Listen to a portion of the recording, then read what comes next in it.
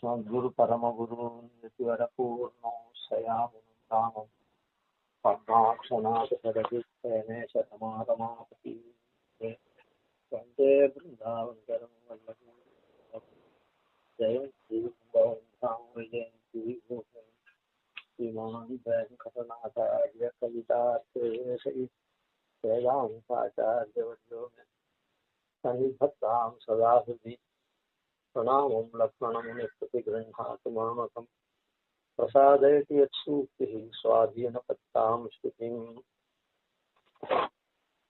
प्रसितावधूतपरवादिवैभवाः निगमान्तनीति जलदेस्तलस्पृशः प्रतिपादयन्ति गतिमापवर्गकी येति सार्वभौम सदसात्कृताशयाः शशितावधूतपरवादिवैभवाः ஏத்தி சார்வபௌமருடைய திருவடிக்கே ஆட்பட்டவர்கள் இருக்காளே,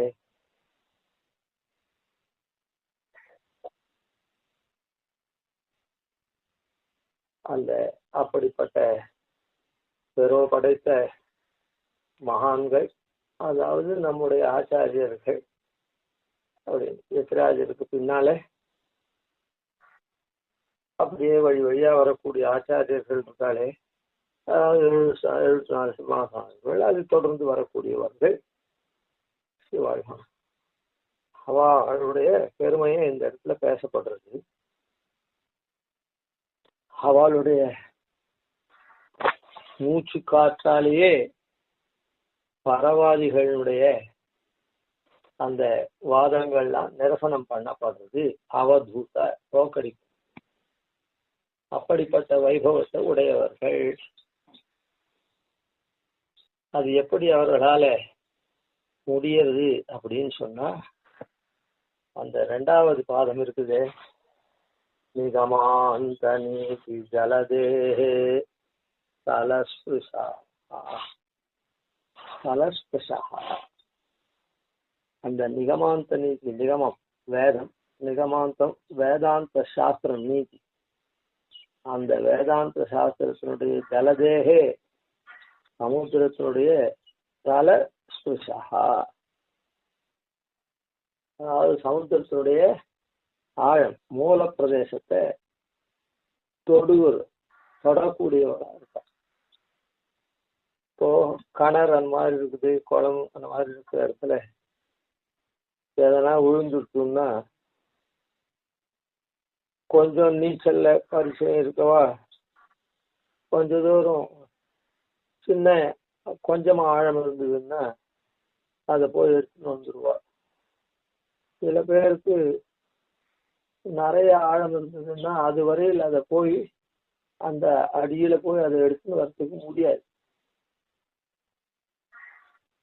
அதுபோல அந்த வேதாந்தத்தினுடைய சூக்ஷ்மார்த்தங்கள் இருக்கு. அந்த சூக்ஷ்மார்த்தங்களை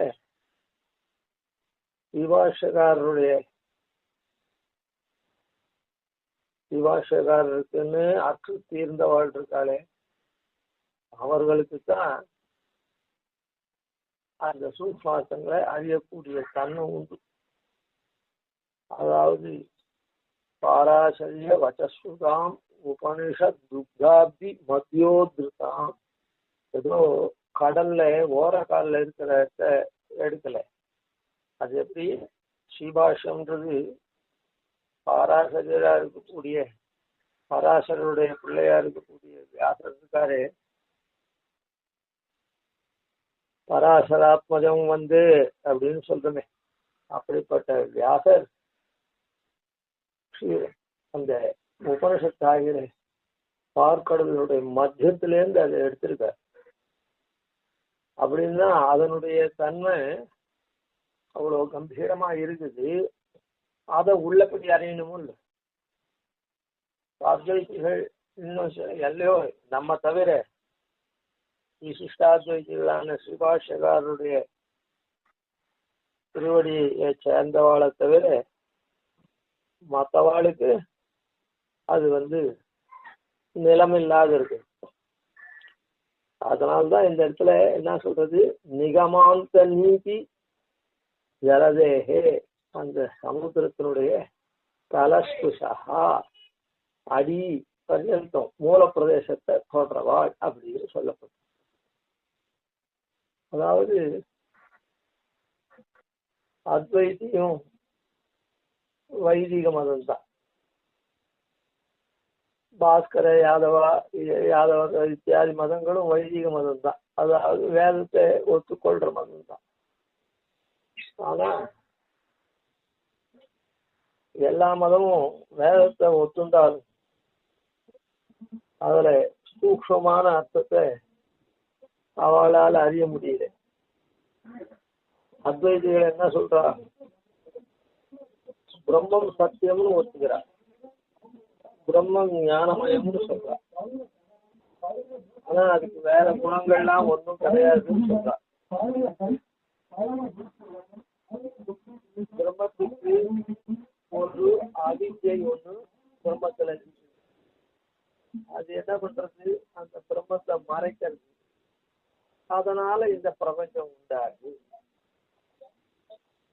அந்த மறைக்கிறதுனால அதனால இந்த பிரம்மம் சத்தியம். ஆனா அதுல அவித்யைன்னு சொல்லக்கூடிய அது அஜ்ஞானம், அவித்யை அது மறைக்கிறதுனால அந்த பிரம்மம் இப்படி நானா பிரபஞ்சமா தெரியுது. இது மொத்தம் பொய், அந்நிய சர்வம் மித்யா அப்படின்னு சொல்றான். இதுக்கும் இதே உபனிஷத்து, இதே சூத்திராதிகள் தான், இதே கீதை இதெல்லாம் தான் அவ உபயோகப்படுத்தி அர்த்தம் சொல்றான். அதனால அவளுக்கு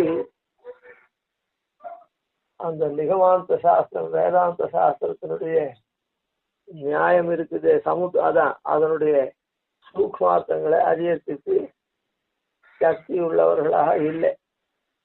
காரணம் அதுல ஒவ்வொரு பிரகரணத்துல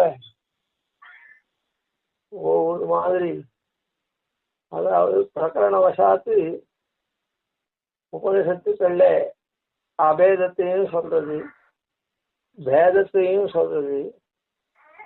அதாவது ஈஸ்வரனுக்கும் பிரபஞ்சத்துக்கும் உண்டான அபேதம் அதையும் சொல்றது. பிரபஞ்சம் வேற, ஈஸ்வரன் வேற. பிரபஞ்சத்துக்கும் ஈஸ்வரனுக்கும் பேதம் உண்டுன்னு சொல்றது. அதே மாதிரி இன்னொரு ஸ்ருதி இருக்குது, இது ரெண்டுத்தையும் பிணைக்கக்கூடிய ஸ்ருதி கடக ஸ்ருதின்னு இருக்குது சேர்த்து. அதாவது இந்த பிரபஞ்சமும் ஈஸ்வரனும் சேத்தன பிரபஞ்சம் இருக்குது, அது வேற. சேத்தனம் வேற, அச்சேதனம் வேற, ஈஸ்வரன் வேற அப்படின்னு சொல்றது. அதுக்கப்புறம்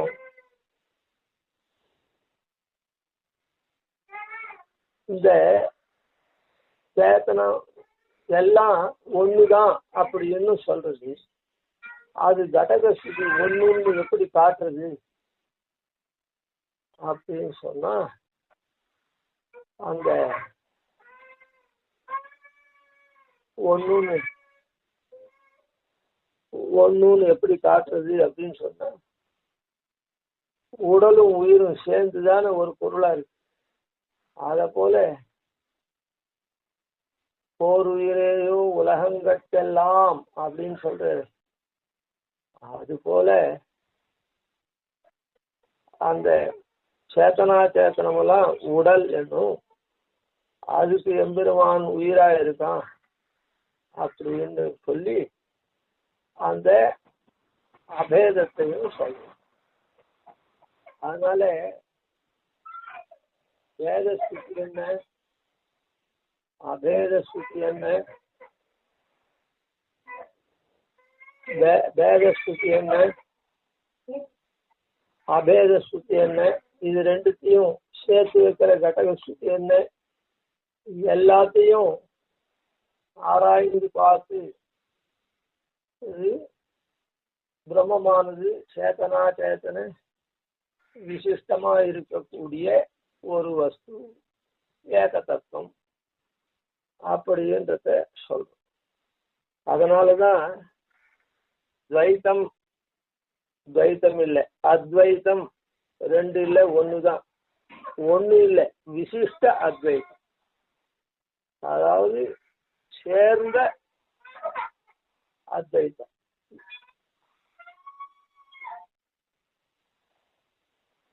அப்படின்னு சொல்லப்படுது. இதே இந்த சமுத்திரத்தினுடைய வேதாந்த சாஸ்திர சமுத்திரத்தினுடைய ஆழத்தை நம்ம பாஷ்யக்காரருடைய திருவடிக்கே ஆட்பட்ட வாழ்க்கைக்காலே அவ அறியற. அத சுவாமி தேசிகன் ஒரு ரகசிய சாரத்துல பரதேவதா பரமார்த்த அதிகாரத்துல சாய்க்கிட்டு ஆத்மைக்கியம் தேவதைக்கியம் சமதிகதா துல்யதா ஐக்கியந்திரயாணாம் அந்யத்ர ஐஸ்வர்யமித்யாதி அனிகுணஃபணிதிः அத்ரியந்தே ந சந்தः சயந்தைः ஏககண்டைः தத் அனுகுண மனுவியாச முக்தோக்திவிஷ்ட ஸ்ரீமான் நாராயணோ நஹாபதிः அகில தனுः முக்திதः முக்தபோக்யः. வேதாந்தம் சாஸ்திரம், வேதாந்த சாஸ்திரம் இருக்குதே, அது பிரம்மத்தினுடைய ஸ்வரூபத்தை எப்படி சொல்றது?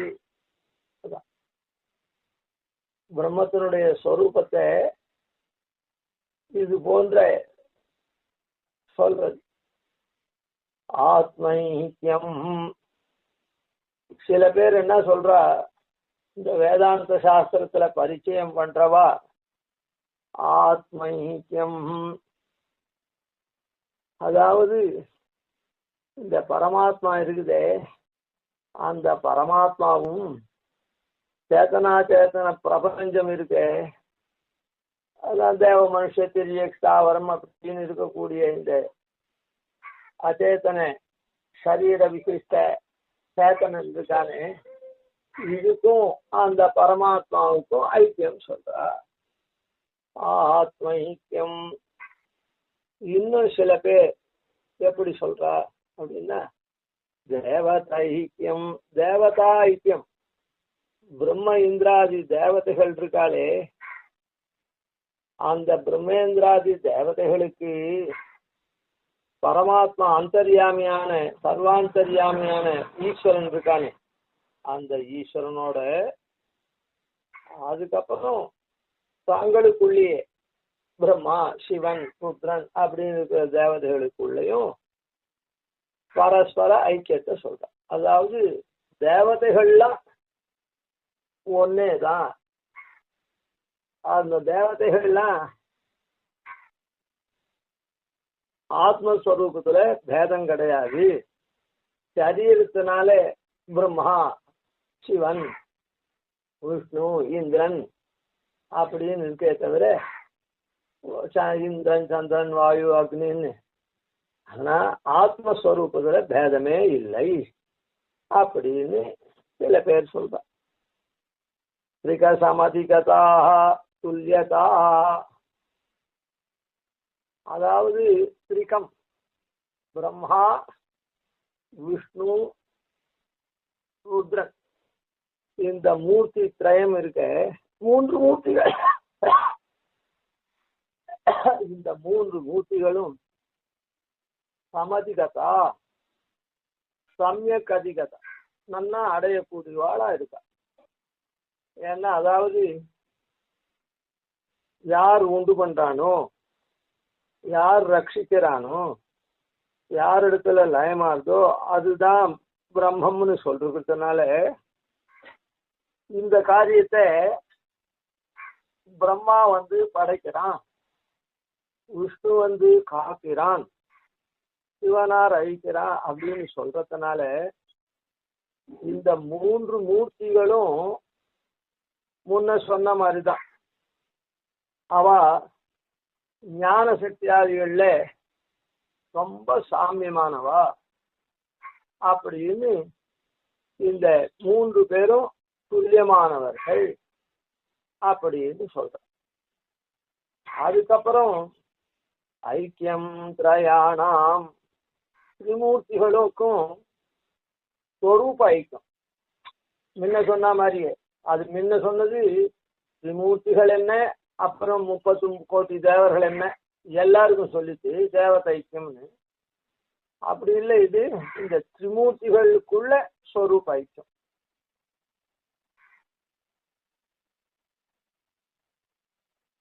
அதாவது அதான் அக்னிந்தாதி தேவதைகளுக்கு ஸ்வரூப பேதம் இருந்தாலும் திரிமூர்த்திகளுக்கு சரீர பேதம் தவிர ஆத்மஸ்வரூப பேதம் இல்லை.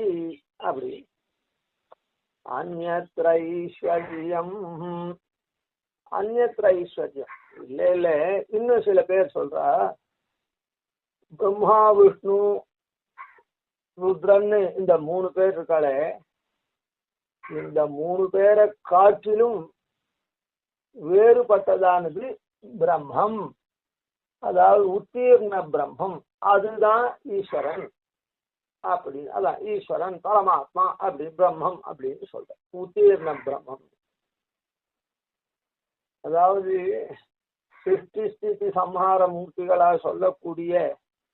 சொல்லப்பட்ட இந்த பிரம்மா விஷ்ணு சிவன் இவர்களை தவிர இவர்களுக்கு மேம்பட்ட உத்தீர்ண பிரம்மம் தான் ஒண்ணு இருக்கு. அதுதான் அதான் மேம்பட்ட ஈஸ்வரன் இருக்கான், அவன் தான் அப்படின்னு சில பேர் சொல்ற.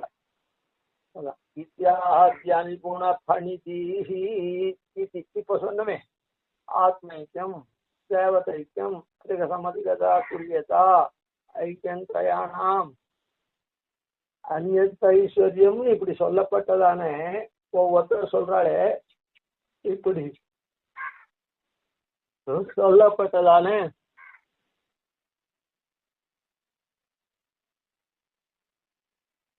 அனுகுண பணிதி நிபுணால் இல்லாதவா நைபுண்யம். நைபுண்யம் அப்படின்னு சொன்னா அதுல ரொம்ப பரிச்சயம் பண்ணி நிபுணாலா விளங்கல். அந்த நைபுண்யம் இல்லாதவா இந்த மாதிரி சொல்ற. அனிபுண பணிதி அவளுடைய வார்த்தைகள் தான். இதனால இதி இத்தியாதி அனிபுண பணிதி ஆதி சப்தத்தினால அப்படியே. இப்போ இதெல்லாம் இல்லைன்னா என்ன அர்த்தம்னா நாராயணன், நாராயணன் தான். அதாவது பிரம்மா விஷ்ணு சிவன் அப்படின்னு சொல்ல மும்மூர்த்தி இருக்கு. அந்த மும்மூர்த்திகள்ல தான் ஐக்கியம்னு சொன்னா 3 பேரும் சிருஷ்டி ஸ்திதி சம்ஹாராதிகள் பண்றதுனால இல்லை. இதுல மத்தியில் இருக்கக்கூடிய இந்த விஷ்ணு சப்தத்தினால சொல்லப்படக்கூடிய நாராயணன் இருக்கானே, அவன்தான் பிரம்ம பரமாத்மா. அந்த இத்தியாதி இதின்றது கீழ் சொல்லப்பட்ட அனுகுண பண்பு, கீழ் சொல்லப்பட்டவருடைய நைபுண்யம் இல்லாத வார்த்தைகள். ஆதி சப்தத்தினால இந்த விஷ்ணுன்னு சொல்லக்கூடிய நாராயணனை ஏகதேசமா, அதாவது நாராயணன் ஒருவனுக்கே இந்த ஈஸ்வரத்துவம் பிரம்மத்துவம்னு சொல்றாளே, பாவாரூடோ பகவதிவாம் தெய்வத்தம் தம்பதினஹா அப்படின்னு இந்த தம்பதியா இருக்கக்கூடிய பெருமானும் பிராட்டியும் நாராயணனும் ஸ்ரீயுமா இருக்காளே, லக்ஷ்மி நாராயணன் சிவன் நாராயணனா இருக்கக்கூடிய பெருமான் இருக்கானே, அவனுக்கு அந்த ஈஸ்வரத்துவம் பரமாத்மத்துவத்தை சொல்லாத கேவல நாராயணன்னு சொல்றாளே, அது ஆதி பதத்தினால இங்க விவக்ஷிதம். இத்யாத்ய நிபுண பணிதீஹி ஆத்ரியந்தே ந ஆத்ரியந்தே சந்தஹா சந்தஹா.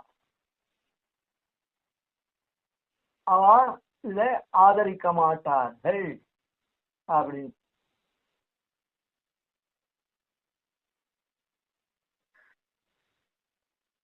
பெரியோர்கள் இருக்காளே அவ இந்த இதை ஆதரிக்க மாட்டாங்க.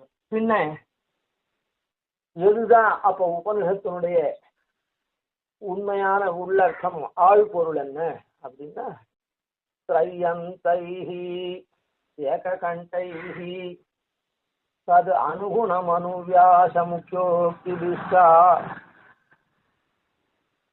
த்ரையந்தம் மூன்று வேதங்களுடைய உபனிஷத்திற்கு, வேதங்களுடைய உபனிஷத்துக்கு அது த்ரையந்தை. அதாவது பூர்வ காண்டத்துல ஏன் வேதம்னு சொல்லாத இங்க கூட நிகமாந்த நீதின்னு தான் சாதிச்சிருக்காரு. அதான் ஏன் இந்த இடத்துல வேதம்னு சொல்லாம வேதாந்தம்னு ஏன் சொல்றார் த்ரையந்தம் அப்படின்னு சொன்னா, பூர்வ காண்டத்துல சொல்லப்படுறது அக்னி தான் எல்லா தேவதைகளும் அப்படின்லாம் சொல்றது.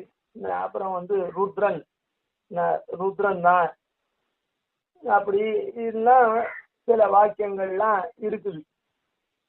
ஆனால அதெல்லாம் பிராமாண்யம் இல்லை அப்படின்ற அபிப்பிராயத்தினால த்ரையந்தைஹி பூர்வ காண்டத்துல இந்த மாதிரிலாம் சொல்லப்படுறதுனால கர்ம காண்டத்துல, அதனால இந்த த்ரையந்தைஹின்னு சொல்றார்.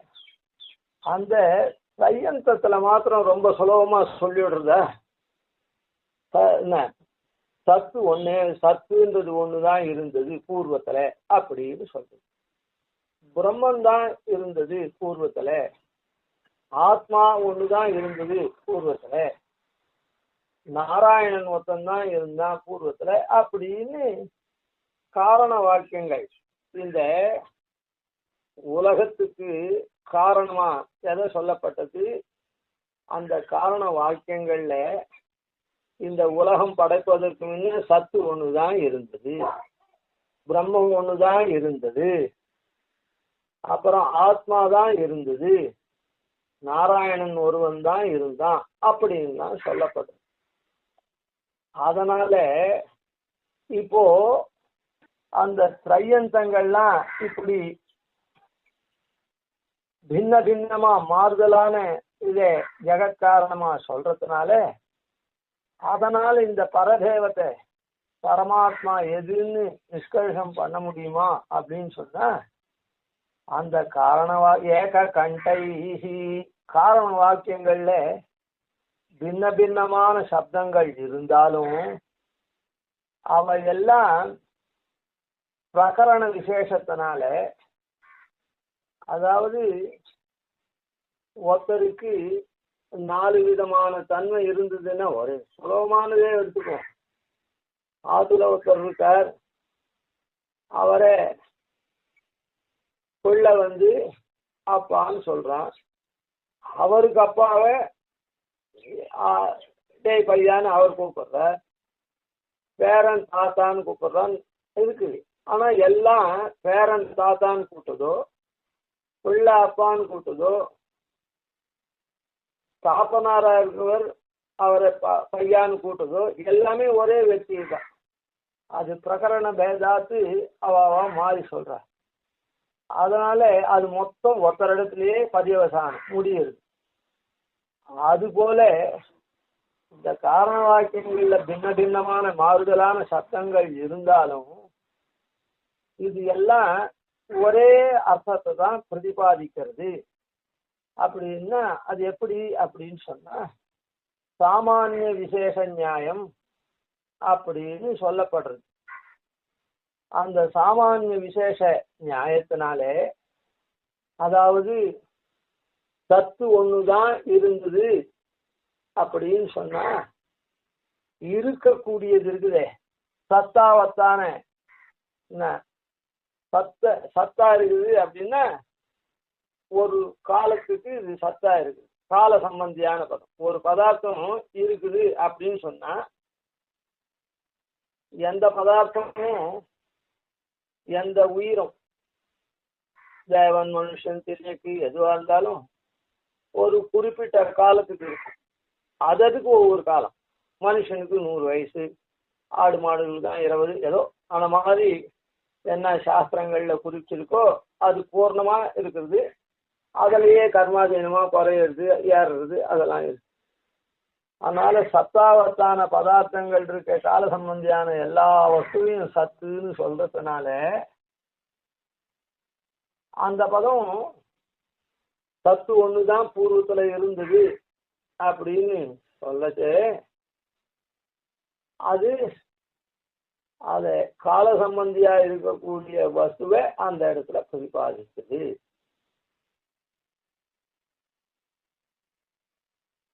அது சத்துன்னா எல்லாம் இருக்கிற பதார்த்தத்தை சொல்றது. சத்துன்னு சொன்னா என்ன, எல்லா வஸ்துவையும் சொல்றது. இப்ப நாம பார்த்துட்டு இருக்க இந்த பிரபஞ்சத்துல எல்லா வஸ்துவும் தான் சத்து. ஈ எறும்பும் சத்து, மரம் செடி கொடியும் சத்து, மனுஷாதிகளும் சத்து, தேவாதிகளும் சத்து.